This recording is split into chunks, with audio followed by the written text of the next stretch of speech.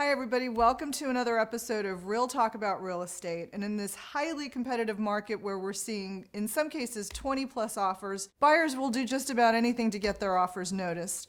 So today we're going to talk about buyer letters and how they can possibly backfire. Stay tuned.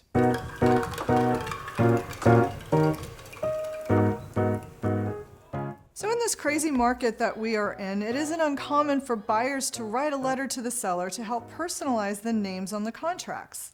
It's been an effective method for years that I've always encouraged buyers to consider. Introduce yourself to the seller, tell them a little about you and what you love about their home. However, letters to the seller have recently come under significant scrutiny for potentially having discriminatory effects. How do buyer letters raise fair housing concerns? Well, in trying to entice a seller to select their offer, buyers often disclose personal details about themselves in these letters. They talk about characteristics protected by fair housing laws, such as religion, race, disability status, or even their sexual orientation. That information could be used against them according to fair housing advocates. Why? Because it could be perceived that you're trying to create a bias in your favor, and it may work, or it may have the opposite effect.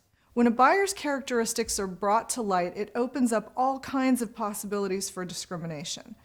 A seller could decide to go with another buyer's offer because of a characteristic described in the buyer letter as a basis for rejecting their offer. For example, if a same-sex couple sends a photo along with their buyer letter, a homophobic seller might favor a different offer instead. This is a case of discriminatory intent. A seller could also choose to sell to a person of their own ethnic background, which is another example of discrimination.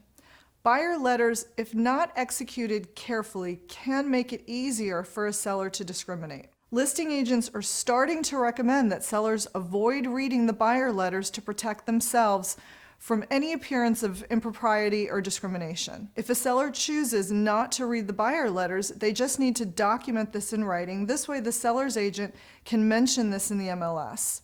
If a seller wants to review the buyer letters, they just need to understand the risks and liabilities involved.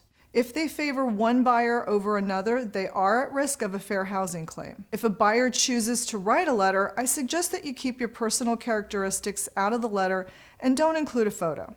Stick to what you love about their home and a simple introduction. Just be prepared that we're going to start seeing more and more instructions in the MLS to leave these letters out of your offer packages. As always, please like, subscribe, or comment down below.